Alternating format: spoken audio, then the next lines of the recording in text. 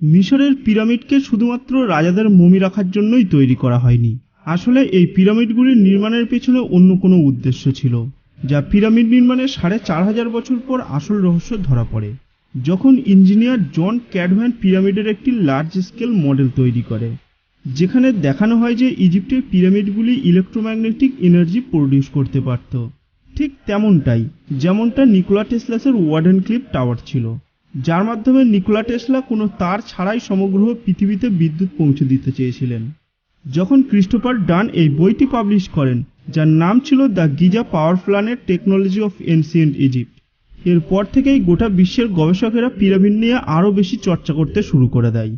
আর সেই সব গবেষকদের মধ্যে কিছু গবেষক বিশ্বাস করতে শুরু করেন যে ইজিপ্টের এই পিরামিডগুলি আসলেই কোনো রাজাদের মমি রাখার জন্য তৈরি করা হয়নি। এর পূর্বে গবেষকেরা মনে করতেন যে পিরামিডগুলি হলো আসলে রাজাদের সমাধিস্তম্ভ, কিন্তু আপনি শুনলে অবাক হবেন যে এই পিরামিডগুলি থেকে কিন্তু আজ পর্যন্ত একটিও মমি খুঁজে পাওয়া যায়নি। আজ পর্যন্ত পিরামিড থেকে যতগুলি মমি পাওয়া গেছে তার সবগুলোই কিং ভ্যালি থেকে পাওয়া গেছে। এই পিরামিডগুলির ভিতরে কোনো ধরনের ওয়াল পেন্টিং বা চিত্রশিল্পীও পাওয়া যায়নি। শুধু তাই নয়, সাধারণত ইজিপ্টের অন্য কোনো পিরামিড থেকে যখন মমির সন্ধান পাওয়া যায়, তখন সেই মমির সাথে সাথে সেখান থেকে বিভিন্ন ধরনের জিনিসপত্রও পাওয়া যেত, যেমন সোনার কফিন, সোনার প্রাণী, রাজার জুয়েলারি, এবং এর সাথেই থাকতো সোনার বিভিন্ন ধরনের আসবাবপত্র। আসলে সেই সময় প্রাচীন মিশরীয়রা বিশ্বাস করতেন যে কোনো রাজার মৃত্যুর পর এইসব জিনিসপত্রের মাধ্যমেই সেই রাজা তার প্রিয় দেবতার সঙ্গে সহজেই যোগাযোগ স্থাপন করতে পারবেন।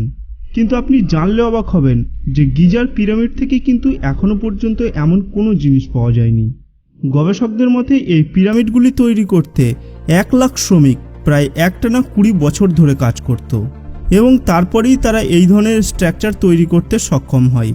যদিও এই পিরামিডগুলি কিভাবে নির্মাণ করা হয়েছিল তা নিয়ে বিজ্ঞানীদের মধ্যে আজও কিন্তু মতবিরোধ রয়েছে।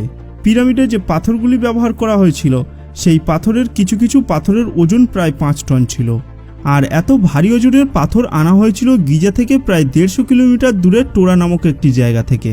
কেবলমাত্র একটি দুটি নয়, এরকম ধরনের প্রায় ২৩ লক্ষ পাথর সেখান থেকে আনা হয়েছিল। আর এত ভারী ওজনের পাথর ট্রান্সপোর্ট করার জন্য সেই যুগে কোনো ট্রাকের ব্যবস্থা ছিল না। এমনকি বর্তমানেও যদি এই ধরনের কাজ করতে হয় তাহলেও কিন্তু এটি অনেক সময় সাপেক্ষ এবং ব্যয়বহুল একটি কাজ, কিন্তু তারা সেই সময়ে এই ধরনের অসাধ্য কাজ করে দেখিয়েছিলেন। গিজা এবং টোরার মধ্যবর্তী অঞ্চল দিয়ে বয়ে যাওয়া নদীর সাহায্য নিয়েই তারা নৌকার মাধ্যমে এই ধরনের পাথর টোরা থেকে গিজার কনস্ট্রাকশন সাইটে নিয়ে এসেছিলেন। গবেষকদের মতে এই কাজটি তাদের কাছে কোনো সাধারণ কাজ ছিল না, কারণ নৌকায়তে লোডিং এবং আনলোডিং করার জন্য প্রতিটি ব্লকের জন্য প্রায় ৫০০ জন শ্রমিকের প্রয়োজন হতো। এখন আপনি যদি একটু সাধারণভাবেই চিন্তা করে দেখেন তাহলে আপনার মনেও একটি প্রশ্নের উদয় হবে যে এত উন্নত একটি জাতি সেই সময় তাদের কোনো উদ্দেশ্য ছাড়া কেন এত পরিশ্রম করে এত উঁচু উঁচু স্থাপত্য বানাতে যাবে?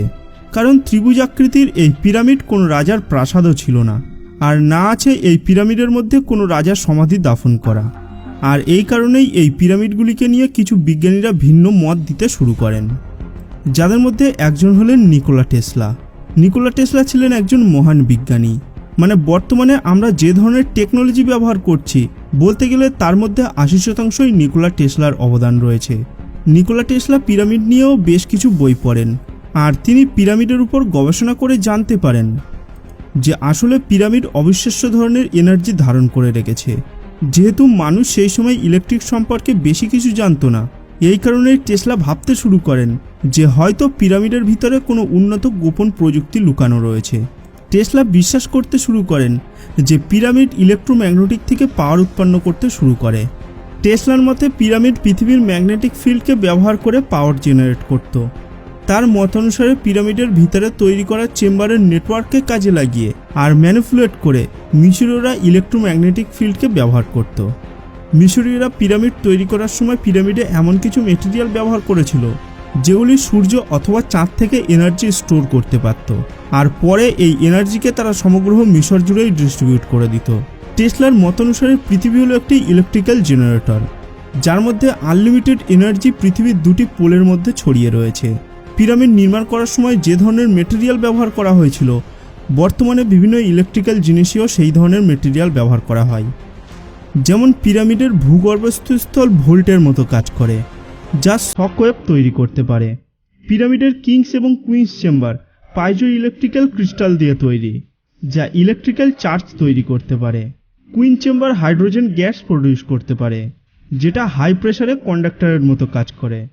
আর পিরামিডগুলিকে প্রথম থেকেই একটি বিশেষ ধরনের মেটেরিয়াল দিয়ে কভার করা হয়েছে, যা একটা ইনসুলেটরের মতো কাজ করে। এখন আমাদের বোঝার সুবিধার্থে চলুন এই মেটেরিয়ালগুলিকে একটু ডিটেলসে জেনে নেওয়া যাক। সবার প্রথম মেটেরিয়াল হলো কোয়ার্টজ, যা পাইজো ইলেকট্রিক সিস্টেমের মতো কাজ করে। পৃথিবীতে এমন এক ধরনের ক্রিস্টাল পাওয়া যায় যার এক সাইড চাপ দিলে অন্য সাইড পজিটিভ এনার্জি তৈরি করে, আর বিপরীত দিকে তৈরি হয় নেগেটিভ চার্জ। মানে সেগুলিকে আমরা ব্যাটারি হিসেবে ব্যবহার করে আলো জ্বালাতে পারবো, যেমন কোয়ার্টজ ক্রিস্টাল।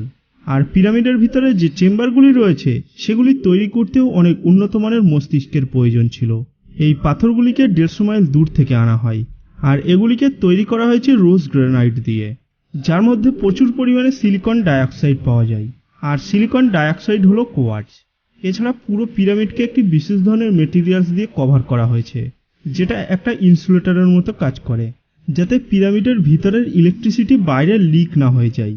যে পিরামিডগুলিকে আমরা দেখতে পাই সেগুলি রেডিশ ব্রাউন কালারের। এগুলি হলো লুমুলাইট লাইমস্টোন, আর এগুলি পিরামিডের আশেপাশে প্রচুর পরিমাণে রয়েছে। কিন্তু পিরামিডের এই পাথরগুলির উপর অন্য আরেক ধরনের মেটেরিয়ালের প্রলেপ দেওয়া হয়েছে, যেগুলি হলো হোয়াইট লাইমস্টোন। আর এই কারণেই যদি আমরা পিরামিডকে অনেক দূর থেকে দেখি, তাহলে পিরামিডকে অনেকটা স্টারের মতো চকচক করতে দেখতে পাওয়া যায়। এই লাইমস্টোনগুলির একটি বিশেষত্ব হলো এটি পারফেক্ট ইনসুলেটরের মতো কাজ করে। কিন্তু এর মধ্যে আরও একটি জিনিস দেখতে পাওয়া যায়। 1936 সালে বিজ্ঞানীরা পিরামিডের ভিতরে একটি ছোট্ট গর্ত দেখতে পায়, আর সেই গর্তের ভিতরে একটি ছোট্ট রুম আবিষ্কার করা হয়। এই নূতন রুমটিকে 2011 সালে একটি ছোট্ট রোবোটিক ক্যামেরার সাহায্যে এক্সপ্লোর করা হয়। গবেষকেরা এই চেম্বারটির নাম দেয় দ্য কুইন্স চেম্বার, আর গবেষকেরা সেই সময় এর ভিতর থেকে হাইড্রোজেন গ্যাসের সন্ধান পান। কুইন্স চেম্বারে দুটো শাফট আছে। উত্তর শাফটে হাইড্রোলিক অ্যাসিডের খোঁজ পাওয়া যায়, আর দক্ষিণ শাফট থেকে জিঙ্ক ক্লোরাইডের সন্ধান পাওয়া যায়। আর যদি আমরা এই দুটোকে একসাথে মিলিয়ে দেই, তাহলে কিন্তু হাইড্রোজেন গ্যাস উৎপন্ন হবে, যেটা হাই প্রেসারে কন্ডাক্টরের মতো কাজ করবে। এছাড়া মেন পিরামিডের নিচে 333 মিটারের একটি ভূগর্ভস্থ চেম্বার পাওয়া যায়, যেটা একটা ভোল্টের মতো কাজ করে। কিন্তু এখন এই পিরামিডের উপর একটি মিসিং পিস রয়েছে, আর সেটা হলো পিরামিডের মাথায় কোনো কন্ডাক্টিভ মেটেরিয়াল নেই। প্রচলিত মত অনুসারে পিরামিডের মাথায় যে স্টোন বসানো ছিল সেটা ছিল সবথেকে মূল্যবান স্টোন, কিন্তু কেউই জানে না পিরামিডের উপরে রাখা এই ক্যাপস্টোনের সাথে কি হয়েছিল। অনেকের মতে ঝড় বা ভূমিকম্পের সময় পিরামিডের উপরে লাগানো ক্যাপস্টোন সেখান থেকে পড়ে যায়।